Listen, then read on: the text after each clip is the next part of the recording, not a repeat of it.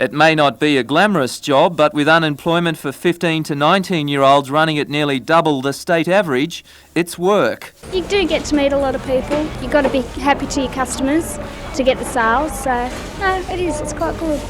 The Hunter Development Board is offering a course for 15 to 19-year-olds who have been out of work for 6 months.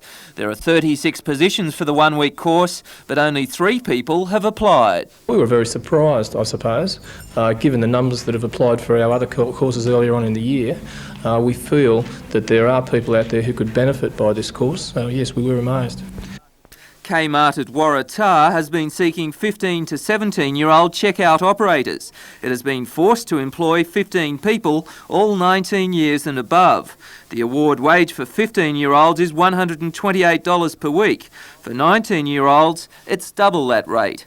A spokesman from the CES says there are jobs in retail for juniors. However, the government's AusStudy program encourages students to stay at school. This has reduced the numbers who would normally be employed in this industry.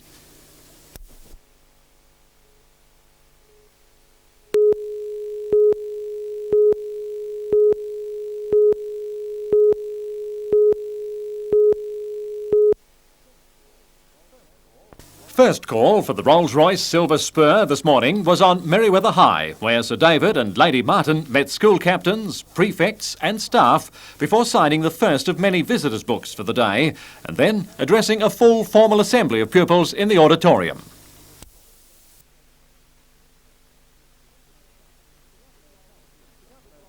The Governor told the gathering his role is threefold: constitutional, dealing with law and government matters, ceremonial and community, exemplified by his visit immediately afterwards to an experimental class of intellectually impaired children.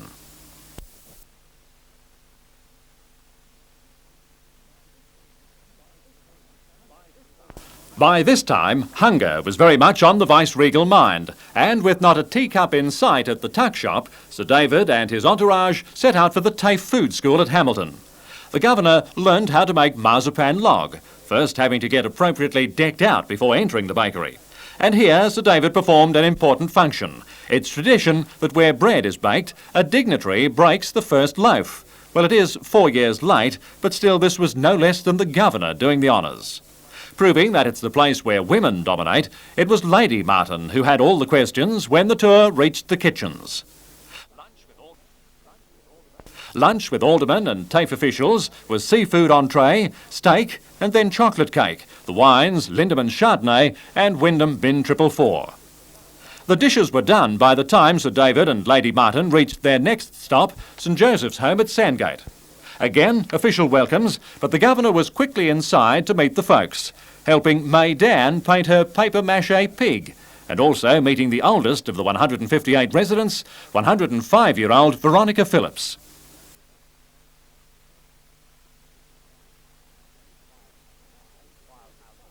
While outside, some of the staff gave the Silver Spur the quick once-over, but decided it's not for them. At least everyone was certain the car was in top shape to get Sir David to his next stop, of all places, Maitland Jail. I must find out everything I can in the state, and jails is something I really determined to have a good look into, a good look at. Meet some of the people who do all the dirty work and don't get thanked for it. There's not much thanks given to people in the prison service. By then, we'd decided the pace was too much and we had to concede. The Vice-Regal Party has gone on to Singleton tonight for the presentation of prizes in the Hunter Valley Wine Show, and will be back in Sydney at 1:30 in the morning precisely.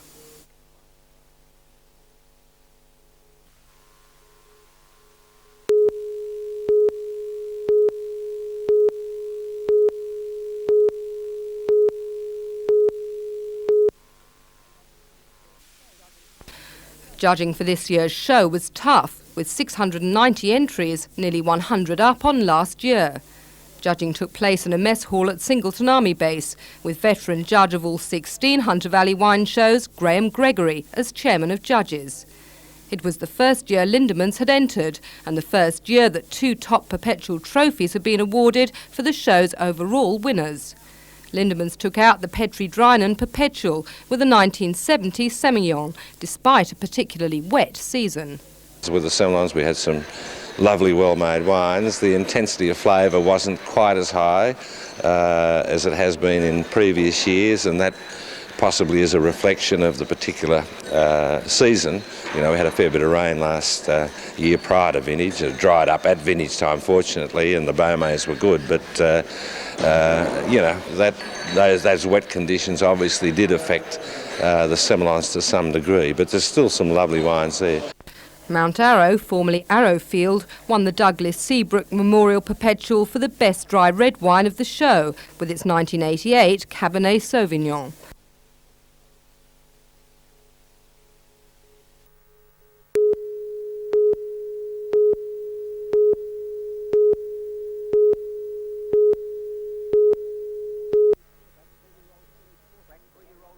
Crack 3-year-old filly Courtser is a long odds-on favourite for tomorrow's $250,000 Veuve Clicquot Stakes at the Valley. The Golden Slipper winner recaptured her best form to whip the opposition in last week's Ascot Vale Stakes.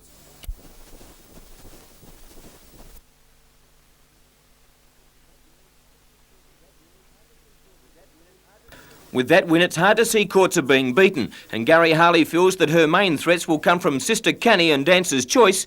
And for the daily double at Moonee Valley tomorrow, try Kayaru Lad in the first leg and Rechabite in the second. The outstanding mares Research and Riverina Charm clash again in tomorrow's Wait for Age Hill Stakes at Rose Hill. Research proved the superior of the pair in a 3-year-old classic last season, and although Riverina Charm finished in front of Research in the Chelmsford Stakes 2 weeks back, positions could be reversed tomorrow. The New Zealand mare It's Candide, fitter for 2 runs in her home country, could fill a minor placing.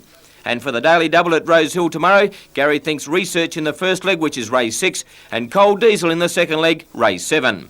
It's greyhound racing in Newcastle tomorrow at Beaumont Park, and in the daily double you should couple Brampton Doll with Falkirk Express in the second leg, and for your trifecta, 4, 8 and 3, Elisa Bell to beat Globetrotter and Mitzi's Jet.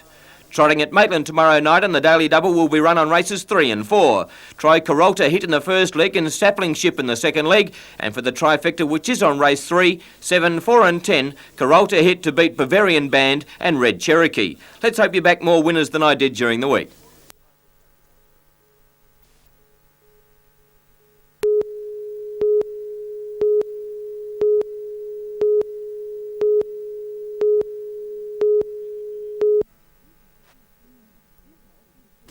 Business is booming at the Newcastle District Fishing Cooperative. Last year, its 300 members consigned $9 million worth of seafood. The co-op is now embarking on a major expansion program. Plans include a modern ice plant, a new depot at Swansea, and a $1 million export processing facility at Nelson Bay. Today, the co-op shared its good fortunes with Novocastrians. The occasion was the completion of a new car park, a development predicted to boost business by $500,000 each year. Sunshine, fresh fish and all for nothing. There were few complaints from the customers. Tell me, did you enjoy your lunch? I certainly did. It was very, very nice. The fish, I didn't know what it was, but I really enjoyed it. Beautiful. Yes, it was very nice. You asked the wrong person. I don't like fish. My husband does. He likes fish.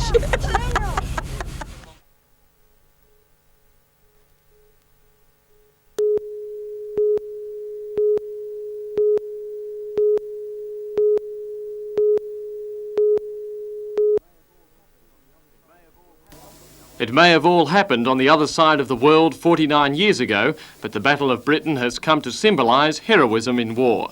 Each September, those who can remember, and those who can only imagine what it was like, gather to commemorate the weeks in 1940 when all that stood between Hitler and England was a small band of determined airmen.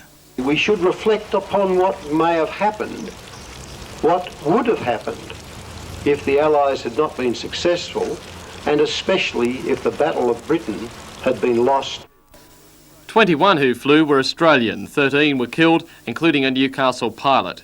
The RAAF traditionally lends a dramatic touch to the ceremony. This year's flyover came in 2 waves. First, 4 of the ultra-modern FA-18s shot overhead, and then later a full 14 in perfect formation. The RAAF is celebrating the 73rd anniversary of No. 3 Squadron, the oldest in Australia. The most powerful image, however, arrived with a soft drone midway through the service. The Blue Orchids, a group of ex-RAF personnel, organised a lone Spitfire to cross the skies, evoking a vision of the days before jet engines made us blasé about flying like birds. Oh, I have slipped the surly bonds of earth and danced the skies on laughter's silver wings. Sunward I've climbed and joined the tumbling mirth of sun-spit clouds and done 100 things you've not dreamed of. Rosshampton, NBN News.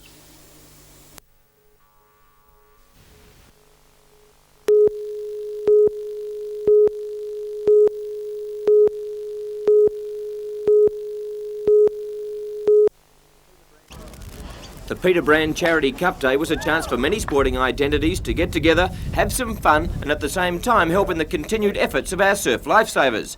Famous Novocastrian Jack Newton lent his support to the cause and showed that he still wields a pretty mean golf club. Professionals such as Morissette's Les Bailey, Sydney's Chris Tickner and local pro Greg Lewis and others offered their help to the amateurs as the day proceeded.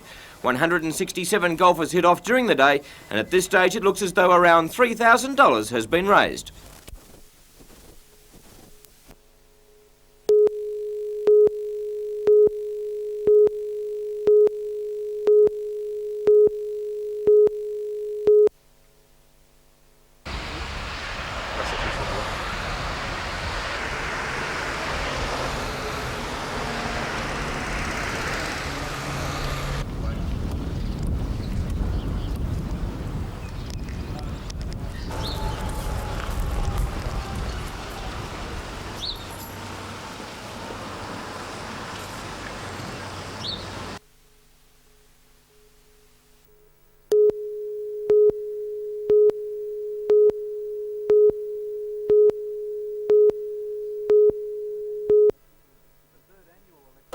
The third annual electrical exhibition features 53 manufacturers, distributors and wholesalers from around the country.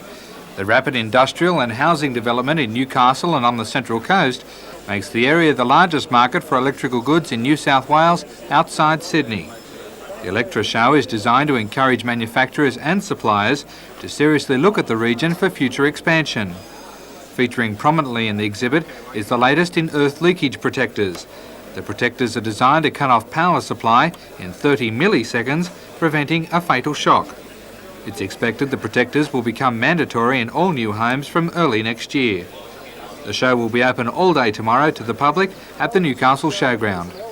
Darren Curtis for NBN News.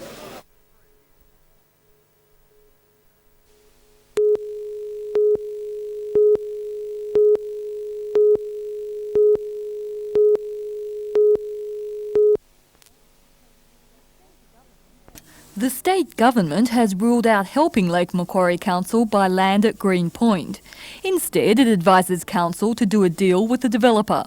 And what they're saying is that we should negotiate with a developer to get the best part of the land that we can get. And I'm not prepared to do that. I'm thinking that we should call a meeting with all the concerned groups and start putting our plan of action together on how much we can acquire and how much we can save for that land for the people of Lake Macquarie.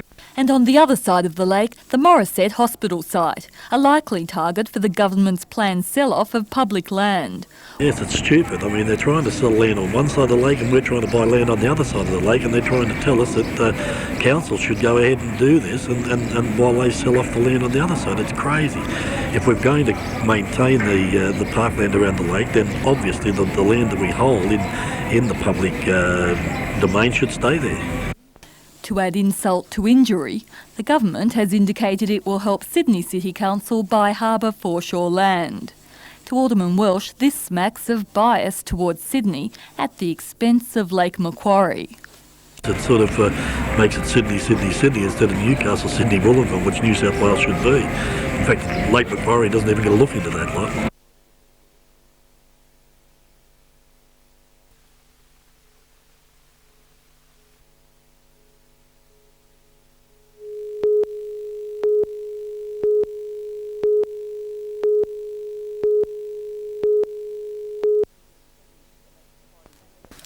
Lake Macquarie may be Australia's best kept secret, but in reality it's part of Newcastle, says Lake Macquarie Mayor Ivan Welsh. For this reason, a joint planning and development committee would be an obvious advantage. We believe that we need to plan regionally rather than parochially to develop both Lake Macquarie and Newcastle, because they are in actual fact one city. Lake Macquarie Council last night agreed in principle to the Joint Committee, which would consider regional matters like waste disposal, community facilities and tourism promotion. It would also ensure facilities like museums or entertainment centres aren't duplicated, says Alderman Welsh. But though the councils may merge in some areas, this does not mean a step towards amalgamation. No, I don't see amalgamation. I see it the same as some of the cities overseas where they've got two cities together, and I can't think of one offhand at the moment, but the two cities together become a hyphen city, but they still have their own autonomy. Now the plan awaits the approval of Newcastle City Council. I think it's a fair chance that our council will accept the proposition. I think it's a good idea, and I think they will accept it.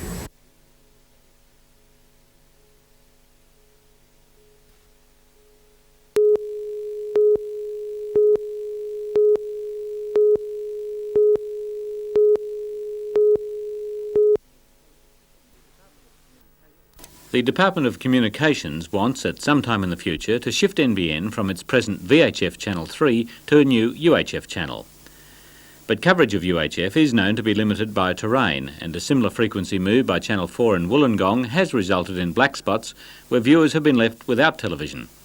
To ensure the same doesn't happen here, the federal member for Newcastle, Alan Morris, made a submission to Communications Minister Willis and has now been given an assurance that a move to UHF would not occur until the minister was certain no viewer would be left without access to NBN. The coverage of UHF is to be reviewed in the year following the introduction of new television signals in the region, scheduled for 1991. The fact that for the first time in Australia we'll have an inquiry as to the effectiveness of UHF after it's been transmitting for some time is a major breakthrough. And secondly, the assurance from the Minister that he would need to be certain that no NBN viewer would lose access to the signal is a major assurance, and should be very reassuring to viewers in your area that they won't suddenly lose television at some point in the future. So you feel it may be some considerable time before the department or the minister may require NBN to move from VHF to UHF? I would think that's possible. He's indicated in the correspondence that by the end of 1992 we should know the effectiveness of UHF in this region, and therefore some point in time after that, depending on demand and effectiveness. And quite frankly, my own view is that it'll be some distance away. There is no point in pushing Channel 3 to UHF if UHF isn't working. And what the Minister's saying effectively is that won't happen. And I think those things take a lot longer than the theoreticians often suggest.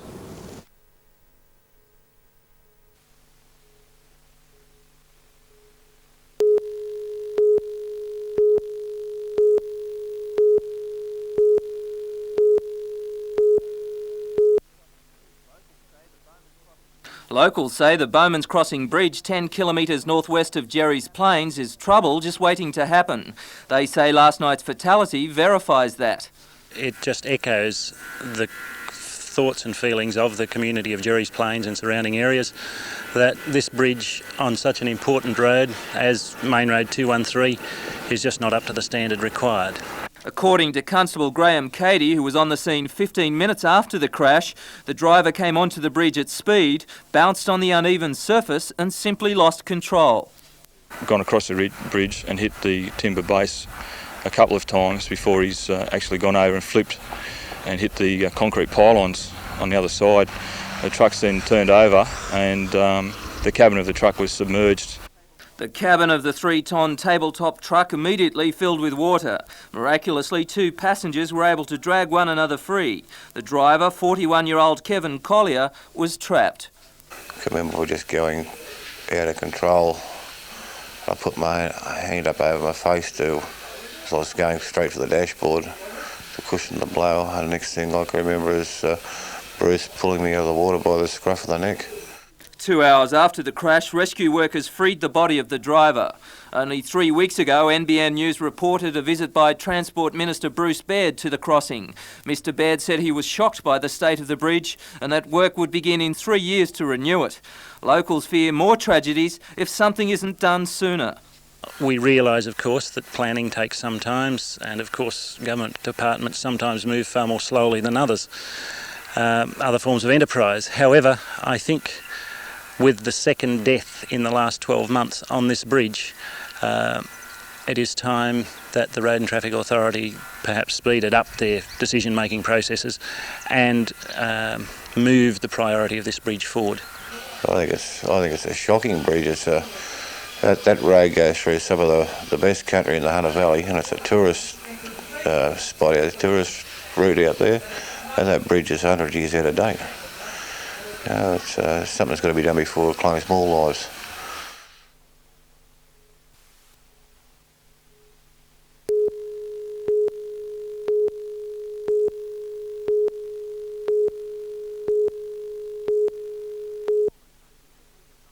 Performer Tony Gasser designed, built and operates the structure, affectionately tagged the Wheel of Death. The giant pendulum is made from sturdy aluminium tubing and rises 13 metres from the ground almost to the roof of the big top. It took 3 years to design and is counterbalanced by a 30-kilo weight. The big wheel revolves through the shift of weight and balance. Tony received numerous bruises and sprains since learning to control the wheel.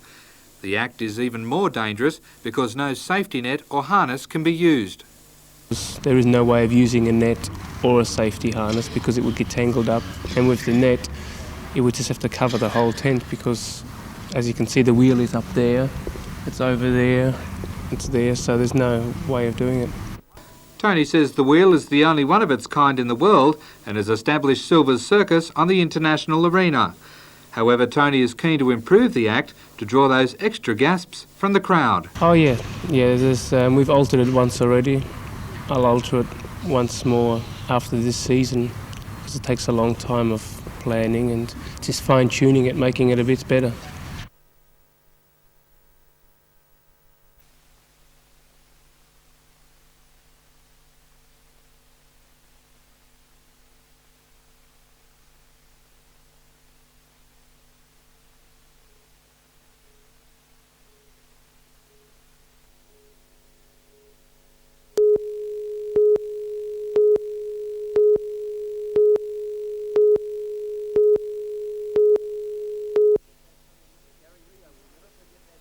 Gary Leo will never forget that day in 1969 when the Balmain Tigers, against all predictions, defeated the might of Redfern 11-2 to win the flag.